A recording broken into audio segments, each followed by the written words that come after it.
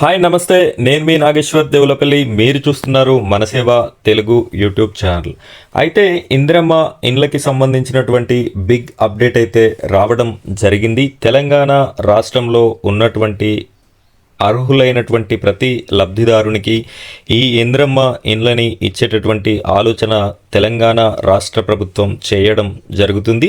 అయితే వీరికి వచ్చినటువంటి అప్లికేషన్లని 3 భాగాలుగా విభజించడం జరిగింది. L1, L2, L3 అని చెప్పేసి 3 భాగాలుగా విభజించడం జరిగింది. అసలు ఈ L1, L2, L3 అంటే ఏంటి అనే పూర్తి ఇన్ఫర్మేషన్ మనం ఈ వీడియోలో చూద్దాం. అదేవిధంగా ఇంతవరకు అప్లికేషన్లో మీ యొక్క పేరు లిస్ట్లో లేనట్టయితే మళ్ళీ కొత్తగా ఏ విధంగా దరఖాస్తు చేసుకోవాలి అనే విషయాన్ని కూడా నేను మీకు ఈ వీడియోలో క్లారిటీ అనేది ఇవ్వడం జరుగుతుంది. కాబట్టి ఈ వీడియోని మీరు ఎక్కడా కూడా స్కిప్ చేయకుండా పూర్తిగా చివరి వరకు చూడండి. అలాగే మొదటిసారిగా మన ఛానల్ని చూస్తున్నట్టయితే ఖచ్చితంగా మన ఛానల్ని సబ్స్క్రైబ్ చేసుకోండి. పక్కనున్నటువంటి బెల్ ఐకాన్ పైన ట్యాప్ చేసి ఆల్ని సెలెక్ట్ చేసుకోండి. ఇలా చేసినట్టయితే మనం పెట్టే ప్రతి వీడియో కూడా మీ వరకైతే రావడం జరుగుతుంది. ఇంకా ఈ వీడియోని ఎవరైనా లైక్ చేయనట్టయితే లైక్ చేయండి. ఇక మనం వీడియో టాపిక్లోకి వెళ్ళినట్టయితే కులగణన సర్వే అండ్ ప్రజాపాలనలో భాగంగా వచ్చినటువంటి అప్లికేషన్లని రీసెంట్గా ఇందిరమ్మ ఇండ్ల సర్వే చేసిన అప్లికేషన్లని అన్నింటినీ పరిశీలించి ఇందులో ఎవరైతే అనర్హులు ఉన్నారో వారిని తొలగించి అర్హులైనటువంటి ప్రతి ఒక్కరిని 3 భాగాలుగా చేర్చాలి అని చెప్పేసి హౌసింగ్ డిపార్ట్మెంట్ అయితే నిర్ణయం తీసుకోవడం జరిగింది.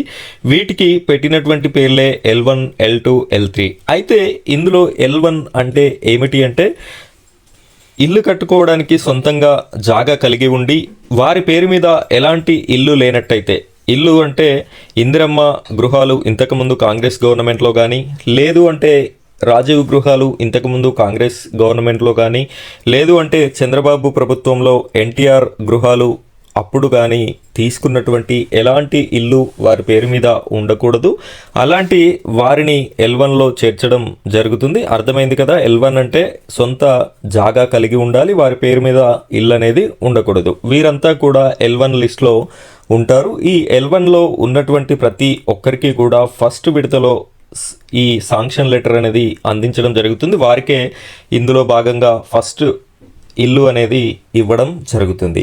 ఇక L2 విషయానికి వచ్చినట్టయితే వారికి సొంత జాగా ఉండదు, అలాగే ఇల్లు కూడా ఉండదు. వీరిని L2లో చేర్చడం జరుగుతుంది. వీరికి 2 ఇవ్వాలి కాబట్టి, సొంత జాగా లేదు కాబట్టి ఇల్లు కట్టుకోవడానికి జాగాతో పాటుగా ఈ ఇల్లుని కూడా ఇవ్వాలి కాబట్టి వీరిని L2లో చేర్చి 2వ విడతలో వీరిని చేర్చడం జరుగుతుంది. అంటే ఫస్ట్ విడత పూర్తి అయిన తర్వాత 2వ విడతని ఇవ్వడం అయితే జరుగుతుంది.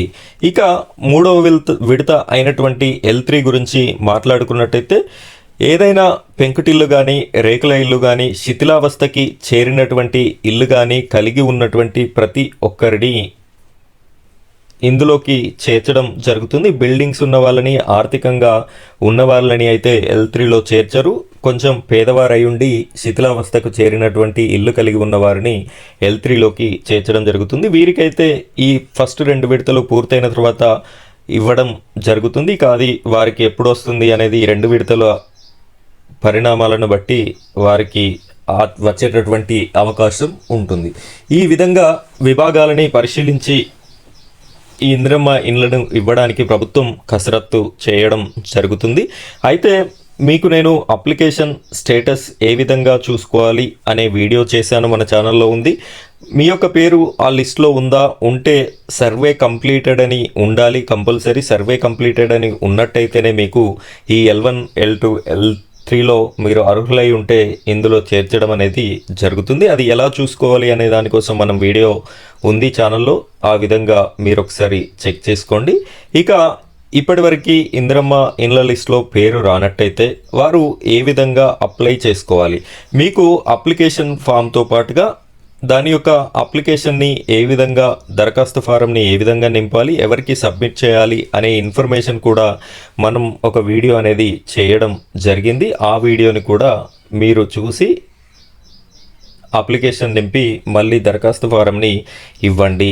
దానికి సంబంధించినటువంటి 2 వీడియోలను కూడా నేను డిస్క్రిప్షన్లో ఇస్తాను. వాటిని కూడా చూసి మీరు ఈ పూర్తి వివరాలు తెలుసుకొని మీరు మళ్ళీ అప్లై అనేది చేసుకోండి. ఫ్రెండ్స్, ఇది ఇందిరమ్మ గృహాలకి సంబంధించినటువంటి ఇన్ఫర్మేషన్. ఇలాంటి లేటెస్ట్ ఇన్ఫర్మేషన్ ఇందిరమ్మ గృహాలకి సంబంధించి కానీ, రైతు భరోసాకి సంబంధించి కానీ, ఇందిరమ్మ ఆత్మీయ భరోసాకి సంబంధించి కానీ, కొత్త రేషన్ కార్డులకి సంబంధించి కానీ, ప్రభుత్వ పథకాలకి దేనికి సంబంధించిన ఇన్ఫర్మేషన్ అయినా ఉన్నది ఉన్నట్టుగా మన ఛానల్లో ఇన్ఫర్మేషన్ అనేది ఇవ్వడం జరుగుతుంది. ఇలాంటి జెన్యూన్ ఇన్ఫర్మేషన్ మీకు రావాలి అనుకుంటే ఖచ్చితంగా మీరు మన ఛానల్ని సబ్స్క్రైబ్ చేసుకోండి. పక్కనున్నటువంటి బెల్ ఐకాన్ పైన ట్యాప్ చేసి ఆల్ అని సెలెక్ట్ చేసుకోండి. Thank you friends, thank you very much.